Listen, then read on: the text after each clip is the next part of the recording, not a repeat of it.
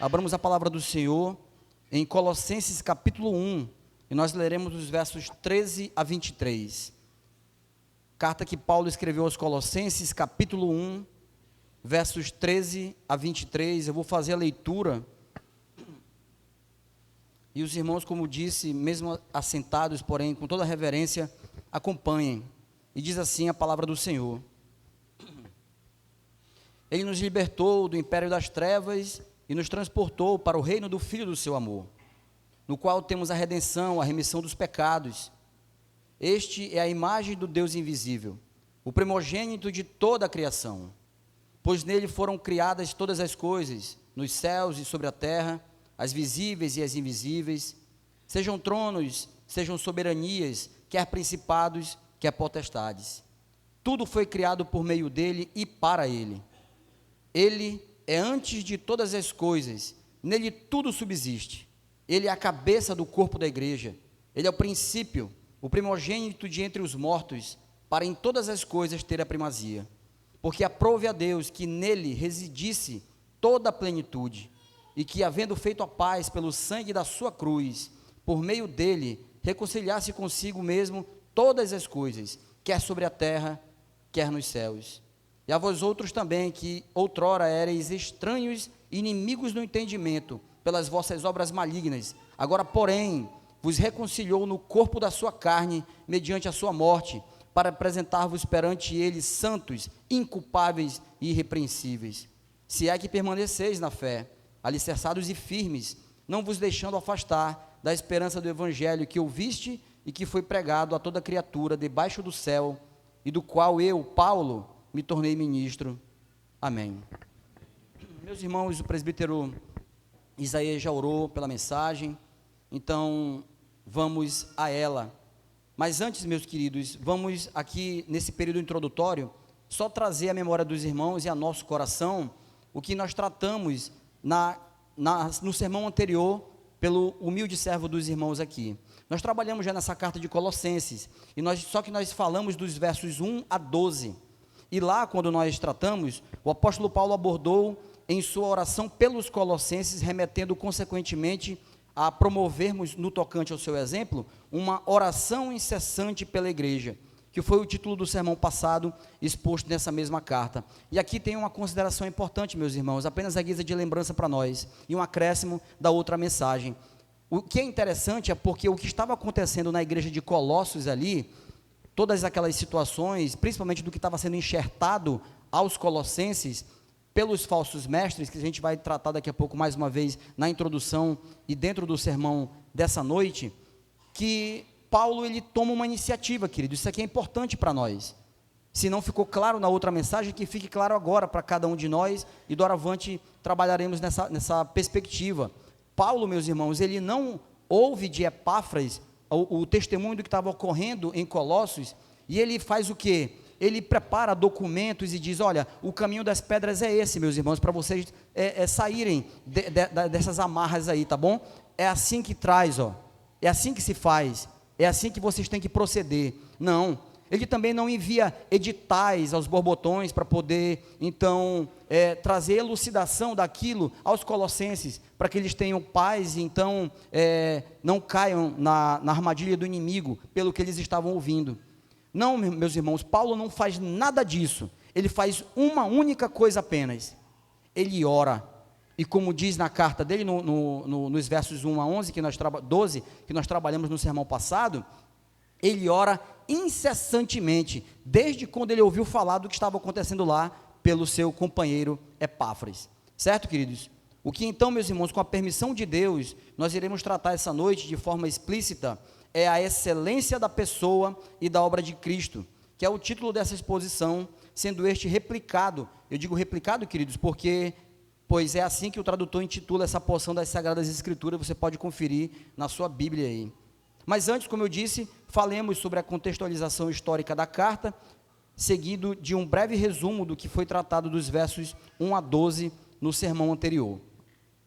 Então, dentro dessa contextualização, queridos, a igreja em Colossos foi possivelmente fundada por Epáfras, que era um discípulo e colaborador de Paulo em Éfeso. E desde que ouviu de Epáfras o relato sobre a igreja, o apóstolo Paulo passou a orar por pelo menos, por eles, agradecendo ao Senhor por pelo menos 3 coisas. E ele orava, como disse anteriormente, incessantemente, né? Ele orava pelo menos por 3 coisas. Primeiro, pela fé que eles tinham em Cristo Jesus. Em segundo lugar, do amor que eles tinham por todos os santos. E em terceiro, pela esperança que os colossenses tinham na vida eterna, que se consumaria mediante a vinda do Senhor Jesus, sendo esta uma certeza, pois quando ele diz, da esperança que vos está preservada nos céus, no verso 5, parte A, a palavra esperança no Novo Testamento denota certeza, é esperar por uma coisa certa, algo que com certeza irá ocorrer, pois Deus é fiel em suas promessas. Isso também falamos no sermão passado.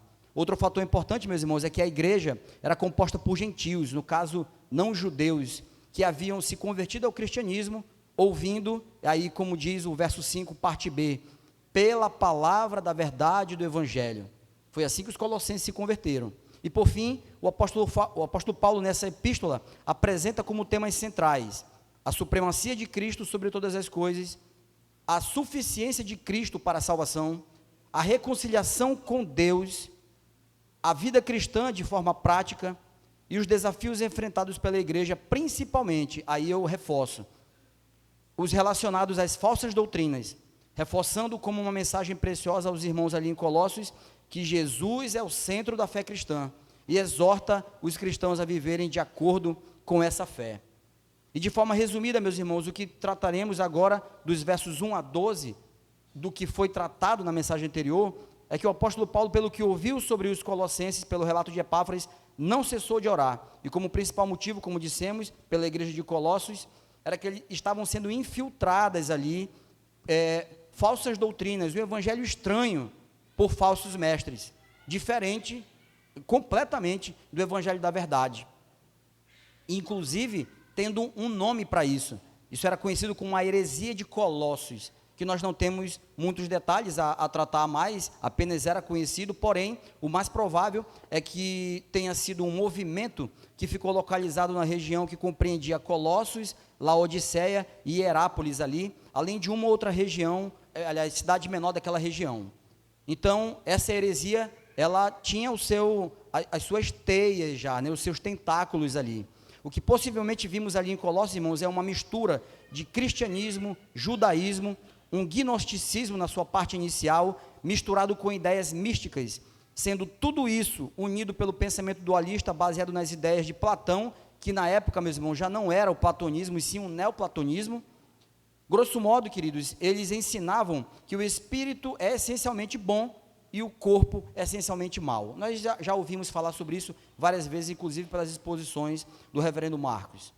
Tal ensino, meus irmãos, se apresentava como cristão e tinha origem dentro das igrejas, porque aparentemente eles não negavam a pessoa do Senhor Deus, nem a pessoa de Cristo e sua obra, mas também era uma heresia, pautada pelos judaicos, querendo que os colossenses se submetessem às exigências da lei de Moisés para serem salvos.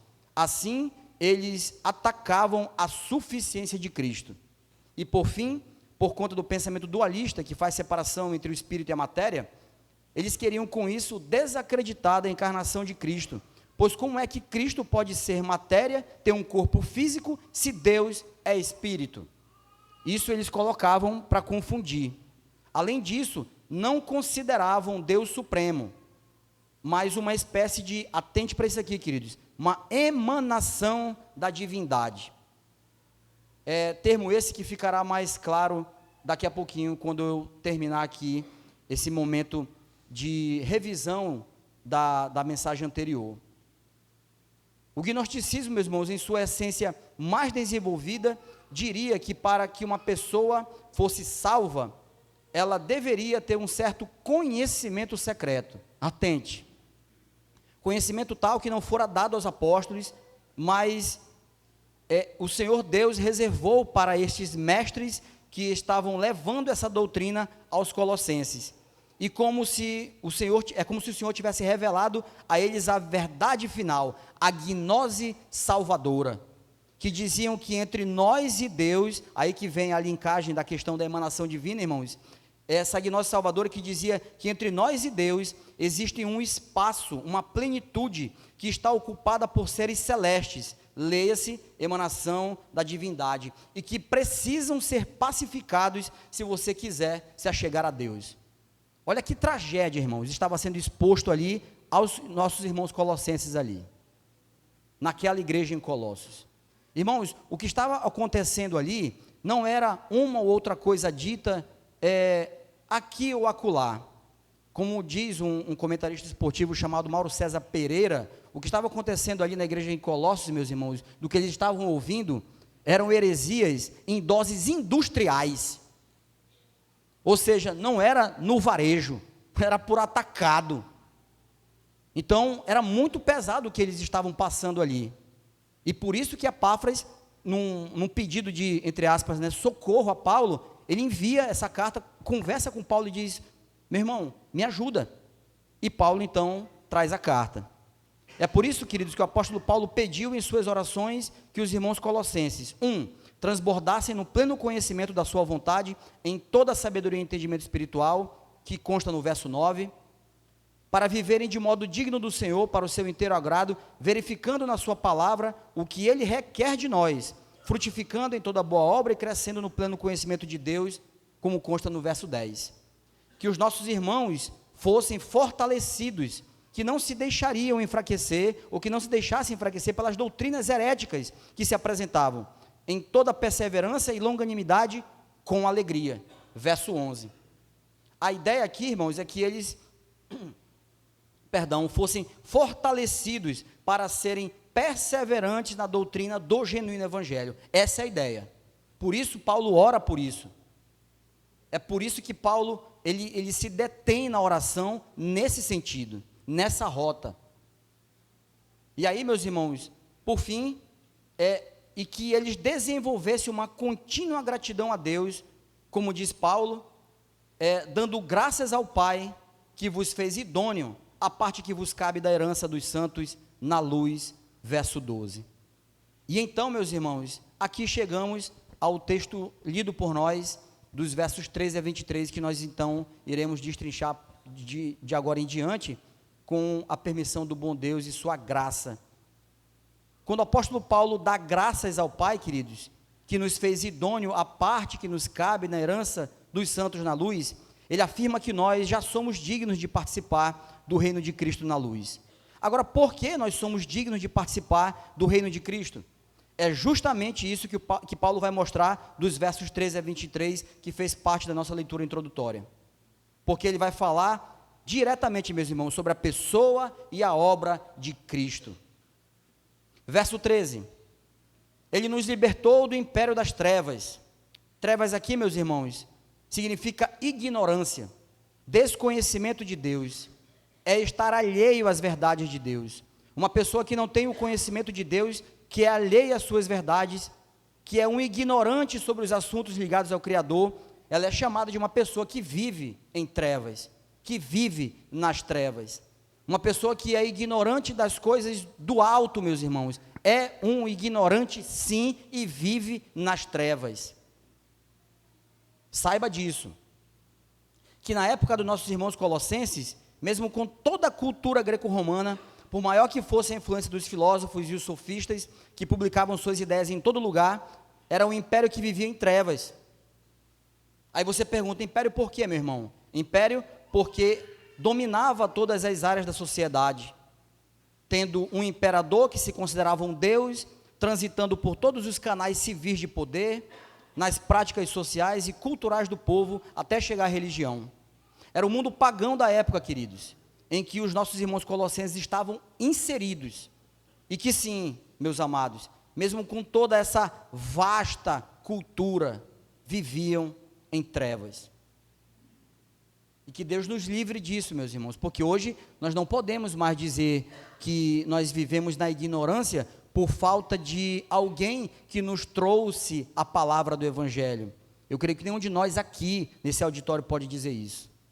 E se antes desse culto poderia dizer, já não pode dizer mais. É por isso, como disse o reverendo Marcos, subiu o patamar do homem, né? Como disse o reverendo Augusto Nicodemos, meus irmãos, Anote isso, porque é importante essa frase dele aqui. A conversão é a libertação da ignorância. A conversão é a libertação da ignorância. Ou seja, meus amados, ser escravos de Cristo é ser liberto também, não somente, mas também da ignorância. Ou seja, é sair das trevas. Se eu entendi o senhorio de Cristo e agora eu agora tenho como meu Senhor e Salvador, passo a ser seu escravo. E aqui eu preciso fazer um parênteses. Na EBD pela manhã, o presbítero Isaías tocou nesse assunto, né? Porque às vezes a palavra escravo de Cristo meio que mexe conosco, né? Meus irmãos, nós somos escravos sim. E atente para o que eu vou dizer aqui, meu irmão. Nós somos escravos em duas frentes apenas. Ou nós somos escravos do nosso pecado, ou nós somos escravos de Cristo. Mas tem uma diferença, assim, imensurável de uma coisa para outra. Quem é escravo do pecado, ele está morto. Mas quem é escravo de Cristo, viverá pela eternidade. Vive já pela eternidade. Digo isso porque vivemos a tensão entre o já e o ainda não, né? Mas se você tem Cristo, meu irmão, se você é de Cristo, se você é um cristão, se você tem Ele como Senhor e Salvador de sua vida, então você é escravo dEle? Sim, meu irmão, eu sou. Pronto, então você tem a vida eterna. Mas se você partir hoje, meu querido, e você partir nos seus pecados, porque foi escravo dEle, o fim é o oposto, é a morte eterna. Que o Senhor nos livre disso. Irmãos, e pela pregação de Epáfras, na verdade, do Evangelho, Deus libertou os nossos irmãos colossenses do império das trevas, transportando-os para o reino do Filho do seu amor.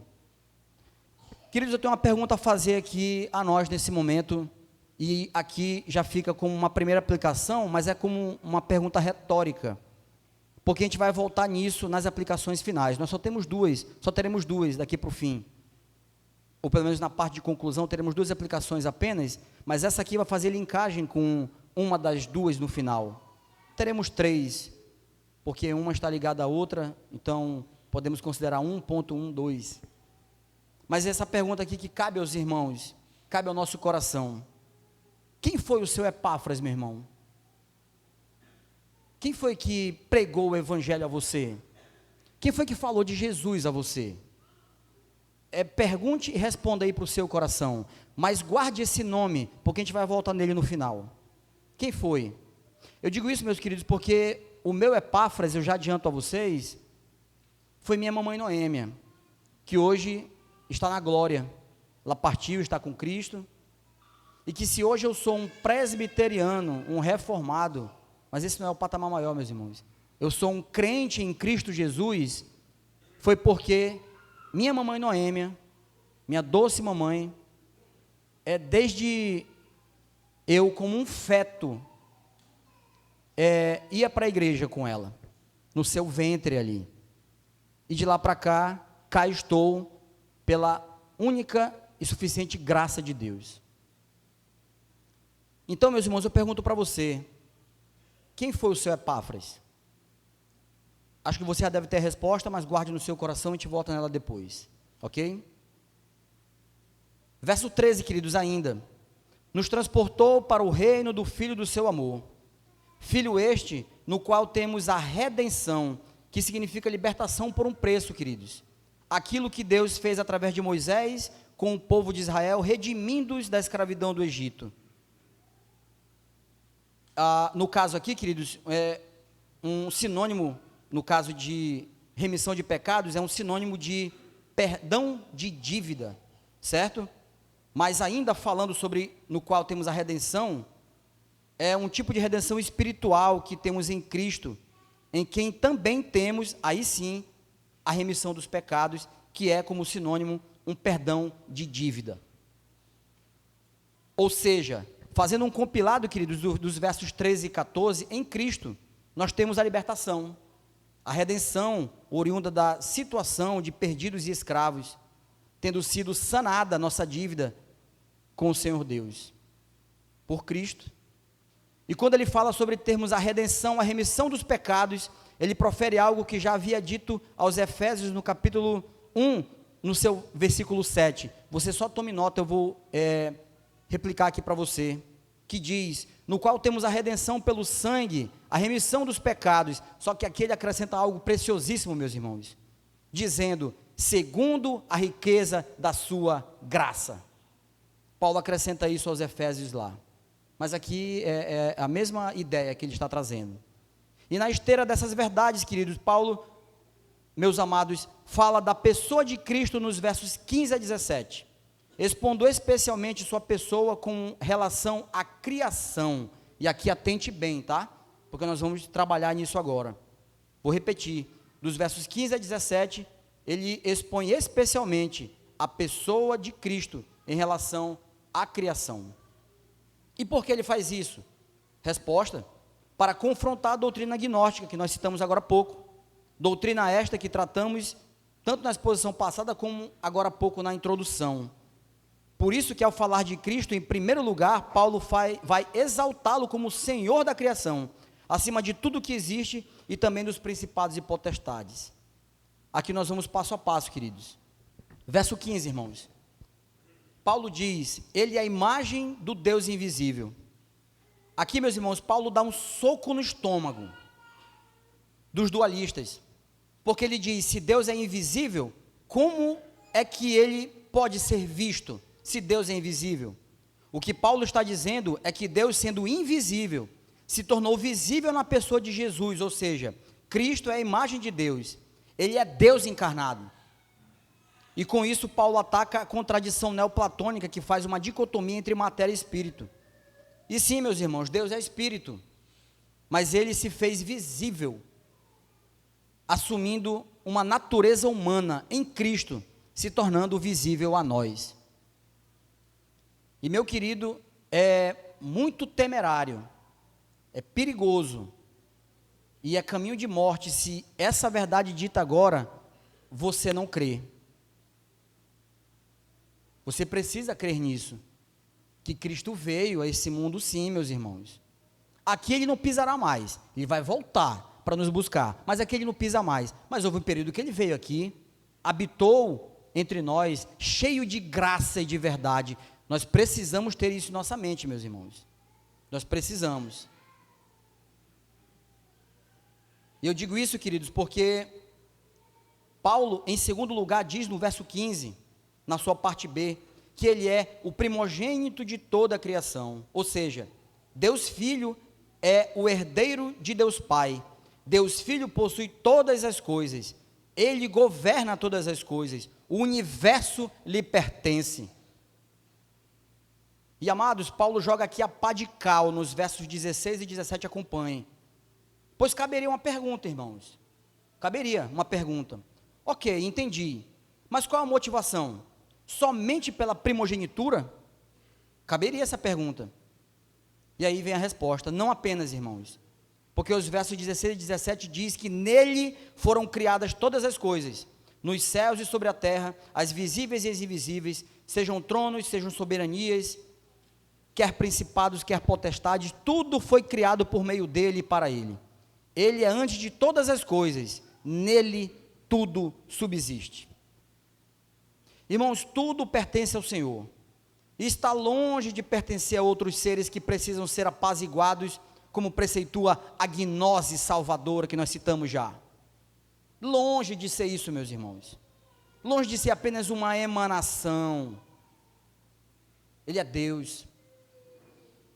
Confirmemos tal verdade, meus irmãos, em duas passagens das Sagradas Escrituras. Aí eu queria que você fosse lá, deixe marcado aí, em Colossenses, de 13 a 23, mas abra, por favor, a palavra do Senhor, em Romanos 11, 33 a 36, eu vou fazer a leitura, os irmãos acompanham, para a gente ter pelo menos dois textos que referendem o que estamos tratando aqui. Romanos capítulo 11, versos 33 a 36.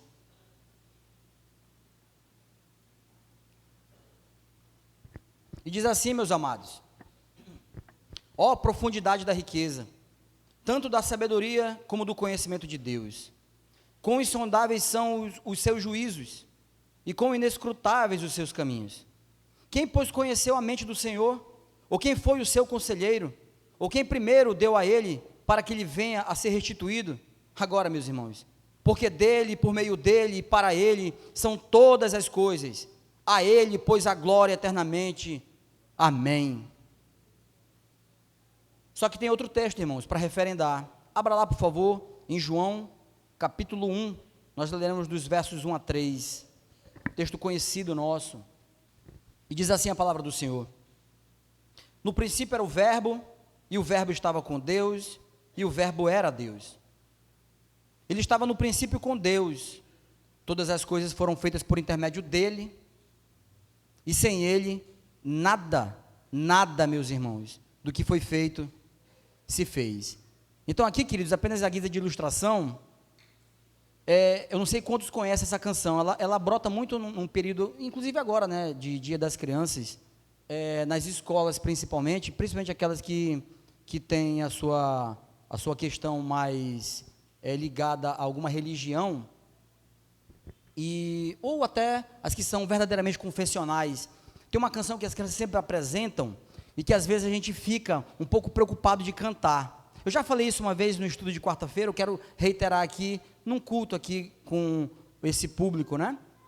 Esse precioso público, que diz assim a canção, a letra é assim, ó: eu sei que Deus fez o mundo em 6 dias e no 7º descansou. Atenção, Jesus falou e então tudo apareceu, foi assim que ele o mundo criou. Aí a pessoa fica preocupada em cantar isso, né? Jesus falou e então tudo apareceu, foi assim que ele o mundo criou. Sim, meus irmãos, porque sem ele nada do que foi feito se fez. Está certinho. A Santíssima Trindade estava ali, meus irmãos, na criação. Olha o texto que diz, o que você ainda está com ele aberto. No princípio era o verbo, era a palavra, ou seja, era Cristo encarnado. Então eu vou ler nessa perspectiva. No princípio era Cristo, e Cristo estava com Deus, e Jesus era Deus. Ele estava no princípio com Deus, todas as coisas foram feitas por intermédio dele, e sem ele, meus irmãos, para você cantar essa música agora tranquilamente, tá? Nada do que foi feito se fez. Para quem não conhecia a canção, pesquise. Para quem conhecia e cantava, mas cantava preocupado, não se preocupe mais, certo? Porque cabe. Queridos, nos versos 18 e 19, enquanto os versos 13 a 17, Paulo falou sobre a supremacia de Cristo, sobre a criação, nos versos 18 e 19 ele fala da supremacia de Cristo em relação à igreja. Olha que bênção, a nova criação. Paulo ilustra aqui, meus irmãos, vendo Cristo e a igreja organicamente unidos como um corpo, onde a igreja é representada pelo corpo de Cristo, onde a igreja é representada pelo corpo e Cristo é a cabeça, de onde procede o comando, a provisão, sustento, direcionamento e todo o governo. O corpo é a igreja, a cabeça é Cristo. Isso, meus irmãos, eu falo porque eles estão organicamente unidos no sentido espiritual, o que na teologia chamamos de união mística do crente com Cristo. Igreja esta, querido, que é composta de todos os crentes de todas as épocas, que quando da ressurreição dos mortos, se unirão ao Senhor Jesus Cristo, que já ressuscitou, para com ele viver para todo sempre. E quando a palavra de Deus diz, ele é o princípio, o primogênito de entre os mortos, para em todas as coisas ter a primazia, são textos como esse, igreja. Atente, são textos como esse, que fazem com que os evangélicos bíblicos insistam em dizer que o centro de todas as coisas é o Senhor Jesus Cristo, precisa ser o Senhor Jesus Cristo. E por que Deus agiu assim, meu irmão? Você pode perguntar, alguém aqui mais cético pode perguntar, ou questionar o Senhor Deus, né? A resposta, meus irmãos, porque Deus quer que a primazia da igreja seja de Jesus Cristo, exclamação, como diria Roberto Avalone.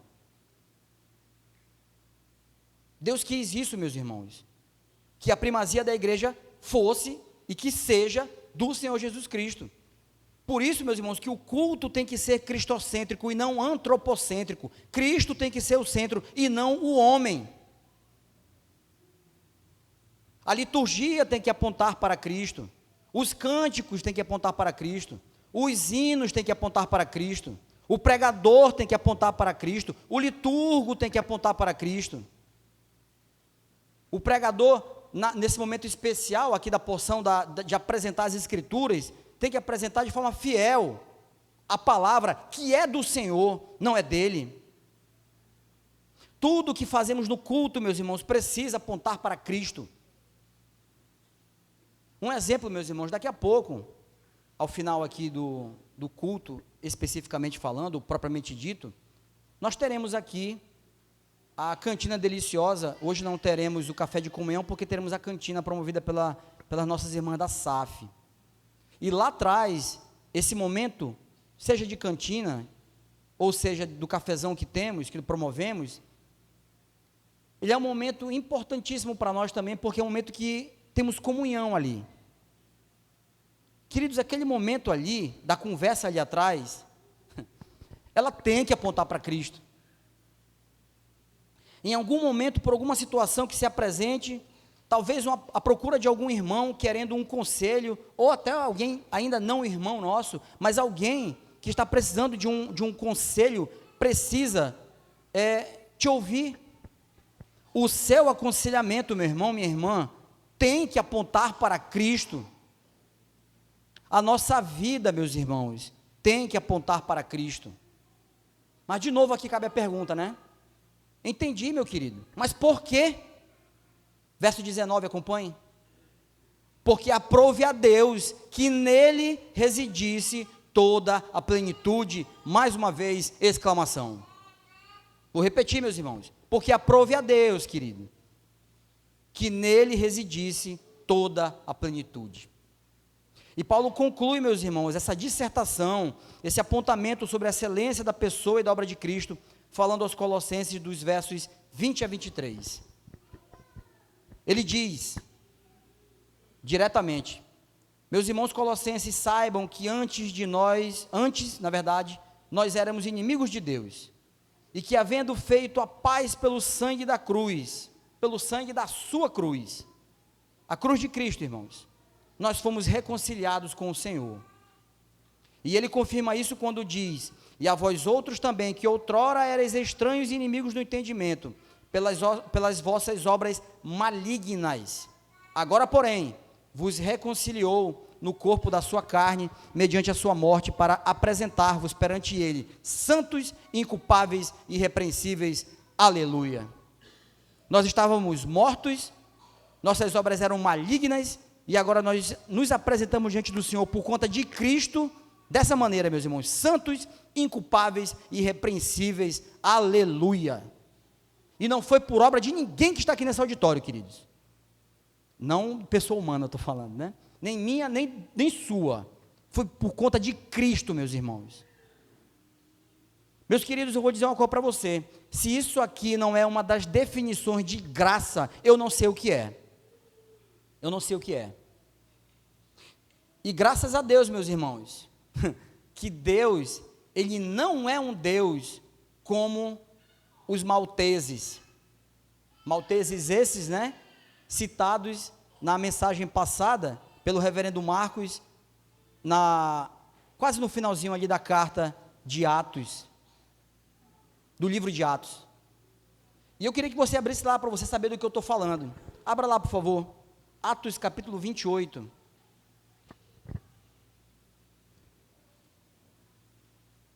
Como eu disse, apenas para você entender, graças a Deus que nós não somos como os malteses. Deus não é como os malteses. E eu explico por que agora.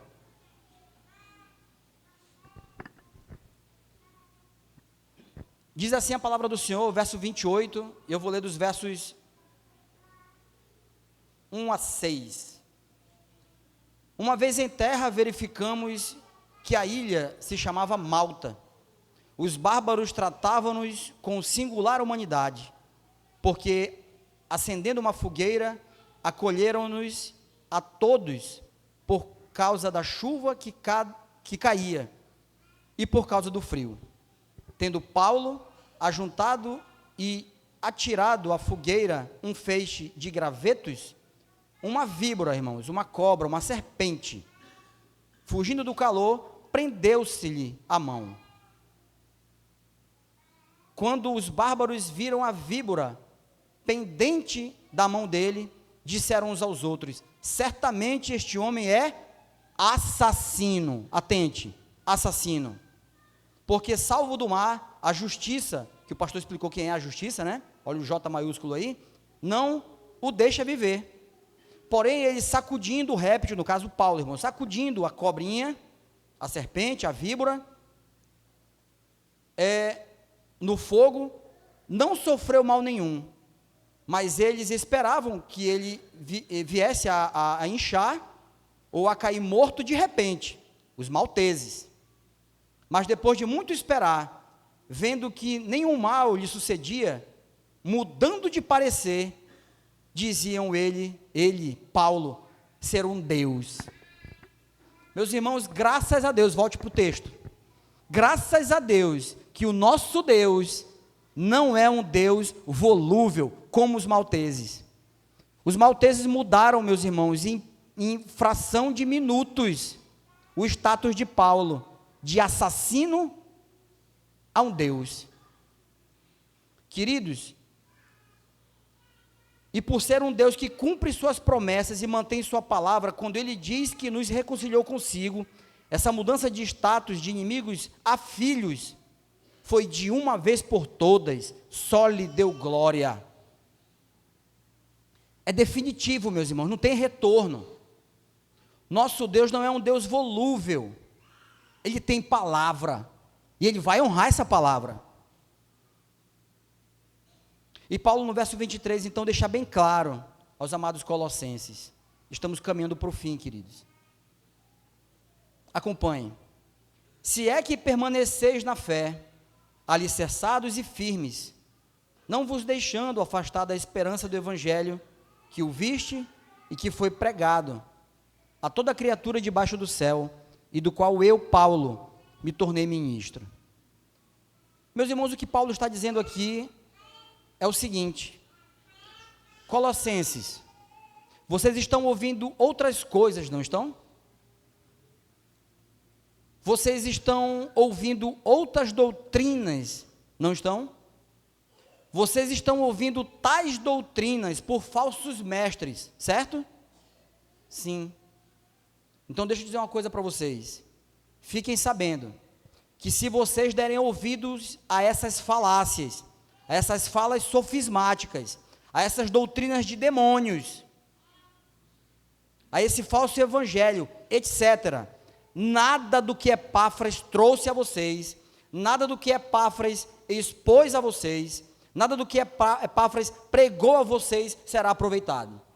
É isso que Paulo está dizendo, quando ele diz o verso, ele recita, quando ele escreve o verso 23. É disso que ele está tratando, irmãos. Paulo sabia dos riscos que os nossos irmãos colossenses corriam em dar ouvidos a essas doutrinas estranhas. E aí eu pergunto, meus irmãos, essa é a segunda aplicação antes das 3 últimas que faremos daqui a pouco, na conclusão desse sermão. Antes dela, uma pergunta aqui para nós. E nós, meus irmãos, pergunto eu, não corremos risco, não, de ouvir doutrinas estranhas e podemos ser enredadas por elas? E aí eu vou dizer para você aqui, vou trazer aqui exemplos de coisas que ouvimos também, e você vai se colocar nessa situação ou não, se pode ou não, ou pelo menos serve de alerta a você que não caia nessa, mas vai ter explicação evidentemente, né, do que eu estou dizendo. Verifique se não estamos correndo risco, meus irmãos. Alguns exemplos. Sabe, pastor Marcos, eu sigo no Instagram uma irmã que fala reticências. Eu sigo uma irmã, pastor Marcos, no Instagram, que ela olha. Exemplo número 2, queridos. Eu acompanho no canal do YouTube um pastor, sabe, presbítero? Que a palavra que ele traz fala tanto ao meu coração, meu irmão. É mesmo, querido? Sabe, pastor, sabe, presbítero, sabe, conselho?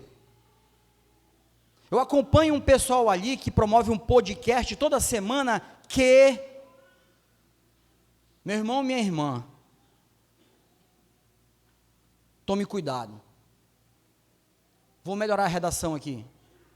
Tomemos cuidado, queridos. Porque se por um lado você pode exercitar, meu irmão, o seu crivo do que você tem aprendido, e aqui eu estou falando especificamente aos membros da terceira IPBV. Mesmo assim, cuidado, porque às vezes eu posso ser enredado por palavras que podem trazer confusão ao meu coração, que já é enganoso. Tome cuidado. Eu tenho tido esse tino, meus irmãos, de tomar cuidado. Eu erro em várias outras áreas, mas nisso aí eu tenho ficado esperto. Porque você tem YouTube, né? Você acompanha em algum momento. Clica lá, em relação a pregações. Você vai ver de excelentes exposições a... Meu Deus, eu não sei nem como nominar aquelas falas ali. E aí você vai dar ouvidos, como é que é? Você vai ouvir para ver, olha, eu ouvi essa mensagem que ela não fala de Cristo, e porque eu tenho um conhecimento de Cristo, e pelo meu crivo eu sei aqui discernir o que é certo e o que é errado. Deixa eu dar um conselho para você, que eu acho melhor a você seguir, por conta do nosso coração que é enganoso, meus irmãos. Porque você pode perguntar mais uma vez, como é que eu vou testar o meu crivo, meu irmão, do que eu tenho aprendido, como é que eu faço isso? Resposta. A sugestão, na verdade, tá, queridos? Uma sugestão. Não procure, não procure, deixe cair no seu colo, deixe aparecer, pois quando vier você vai saber lidar com aquilo que você ouviu, pelo que tens aprendido. Não procure, irmãos, deixa chegar até você, porque quando isso acontecer, que vir até você, e você então rebater, ou então deletar, porque não é um debate, mas é só porque você está ouvindo pela internet, por exemplo, e você deleta então, porque causou estranheza ao seu coração aquela palavra lá, o que você vai fazer? Você vai apenas então estar, sim, ali trabalhando o seu crivo do que você tem aprendido, só que tem um detalhe, ela caiu no seu colo, ela apareceu, você não procurou, é diferente. Agora, quando nós procuramos, nós estamos abrindo um leque perigoso, irmãos. Então tomemos cuidado.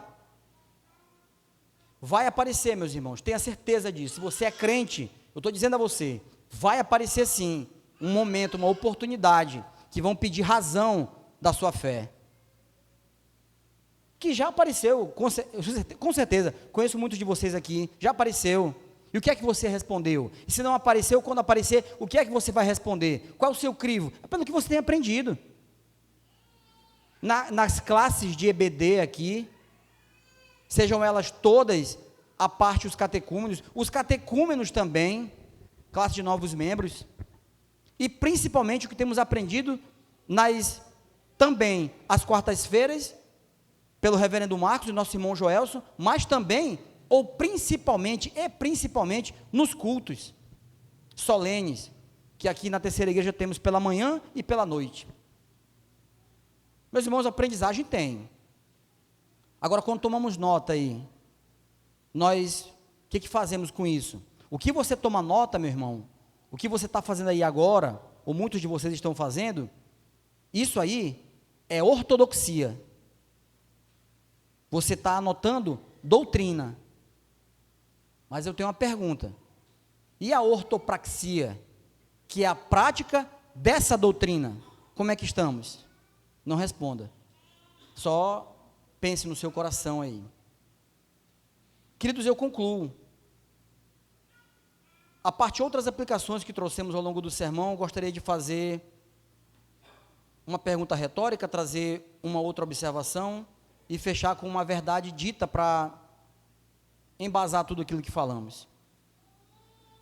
Primeira delas, querido, como eu falei para vocês, nós voltaríamos àquela pergunta retórica, né?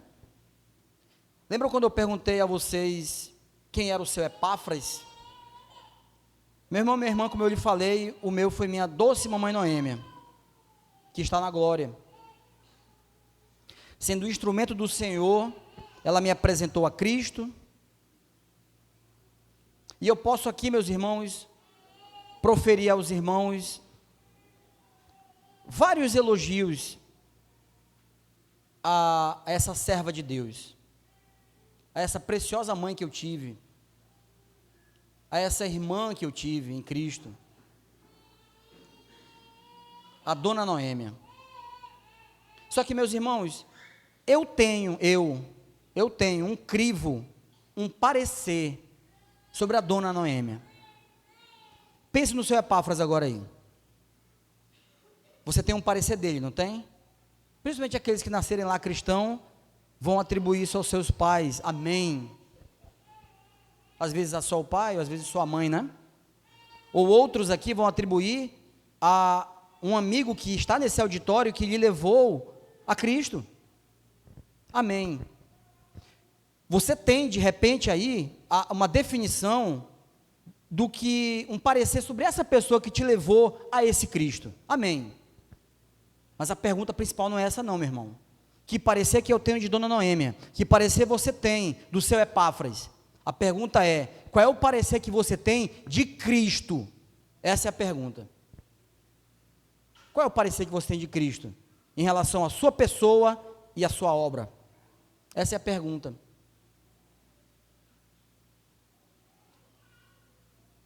E, como eu falei, uma segunda pergunta dentro desse primeiro ponto,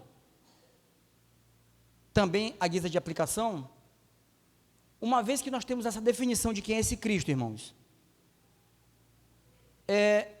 pagar essa dívida, queridos, igualar, nunca vai acontecer, tá? Esquece, não vai acontecer. A obra dele, o que ele fez por nós, mudando nosso status de inimigos a filho de Deus, esquece que a gente não vai cumprir. Mas como gratidão a ele, o que você tem feito por esse Cristo, que lhe libertou do império das trevas? Eu estou falando de forma prática. Se eu não sou crente, eu tenho que me achegar a esse Cristo e ser escravo dele, para a vida eterna. Mas se você é crente, como estão os seus ministérios que você pode estar atrelados a ele, ou a eles, pode ser mais de um, que demonstre a sua gratidão a esse Cristo que você já tem um parecer? Diga aí. Como é que está a sua ação para com esse Cristo e sua igreja? E eu concluo com a segunda, irmãos, então a aplicação. Lembremos que em Cristo, como Paulo sinaliza aos Colossenses, nós temos tudo o que o homem necessita. Em Cristo nós temos as necessidades maiores do ser humano contempladas. Tudo, meus irmãos. E é por isso que Paulo diz: revista-se do novo homem, que se refaz para o pleno conhecimento, segundo a imagem daquele que o criou, no qual não pode haver grego nem judeu, circuncisão nem incircuncisão, bárbaro, cita, escravo, livre. Complete, igreja. Porém, Cristo é tudo em todos. Aleluia. Considere esse Cristo, meu irmão. Considere esse Cristo, minha irmã. E você, meu amigo, que está aqui nesse auditório, se você não conhece esse Cristo, nós estamos à sua disposição para lhe apresentar a esse Redentor, ao Salvador das nossas vidas, aquele que na cruz do Calvário fez aquela obra em definitivo, de uma vez por todas, sem ação volúvel, como os malteses. Ele já fez essa obra. Agora eu pergunto a você: você permanecerá nos seus pecados, sendo escravo do pecado, ou você vai se chegar a Cristo, se tornando escravo dele, para a vida? Essa é a pergunta, meus irmãos. Que Deus nos abençoe e que a sua palavra ecoe em nosso coração. Vamos orar? Senhor nosso Deus e nosso Pai, louvado seja o teu santo e bendito nome. Senhor Deus, aqui se formos proferir palavras de agradecimento ao Senhor, nos faltará tempo e nos faltará vocabulário para expressarmos, e mesmo assim, com todo o vocabulário ou todo o tempo, não vamos expressar, Senhor Deus, o que o Senhor fez por nós. Nem com atos, nem com palavras.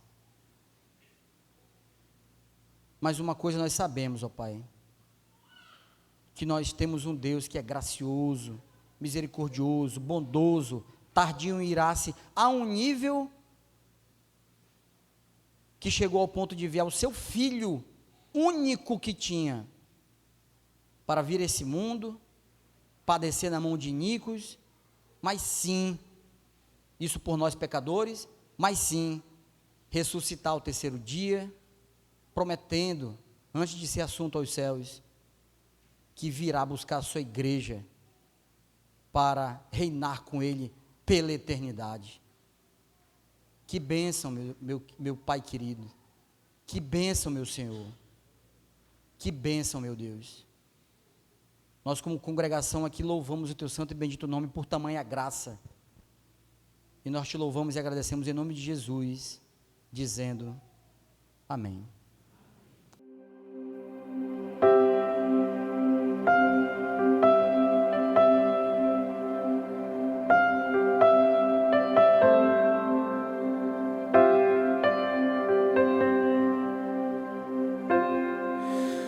Tu és bem-vindo aqui.